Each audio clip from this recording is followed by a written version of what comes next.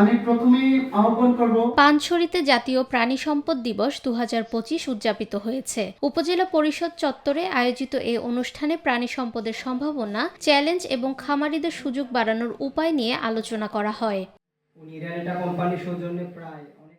উপজেলা প্রাণী সম্পদ কর্মকর্তা ডাক্তার মোহাম্মদ কবির আহমেদের সভাপতিত্বে অনুষ্ঠানে প্রধান অতিথি হিসেবে উপস্থিত ছিলেন উপজেলা নির্বাহী অফিসার ফারহানা নাসরিন।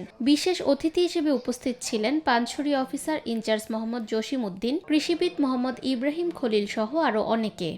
একটা সময় আমরাও কিন্তু ছোটবেলায় দেখেছি যে প্রত্যেকের বাসায় কিছু না কিছু, আমরা যদি বলি প্রাণী সম্পদ অর্থাৎ হাঁস, মুরগি, গরু, ছাগল অনেকেই পালন করেছে। তাতে কি হয়েছে, মানে প্রত্যেকটাই ইন্ডিভিজুয়াল ফ্যামিলি কিন্তু তার যে প্রতিদিনের যেই চাহিদাটা সেটা কিন্তু সে তার ঘর থেকে নিতে পারছিল, মানে বাজারের উপর কিন্তু ডিপেন্ডেন্ট হতে হয়নি। তাহলে কি হলো, একটা ফ্যামিলির যে প্রাণীর যে প্রোটিন, আমিষটা কিন্তু সে নিজেই প্রোভাইড করতে পারছে। এটা কিন্তু খুব ভালো একটা দিক ছিল, কারণ কি আরেকজনের উপর সেটা নির্ভরশীল হওয়া লাগে না।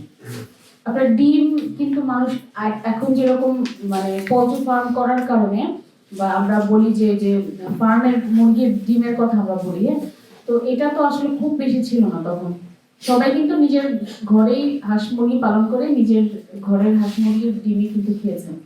তো এটার যে প্রোটিনের যে কোয়ালিটি, এটা আমাদের যে সভাপতি উনি নিজে একজন ডাক্তার, উনি ভালো বলতে পারবে যে মানে আপনার নিজের হাতে পালা একটা জিনিসের প্রোটিনের যে কোয়ালিটি সেটা মানে বেস্ট।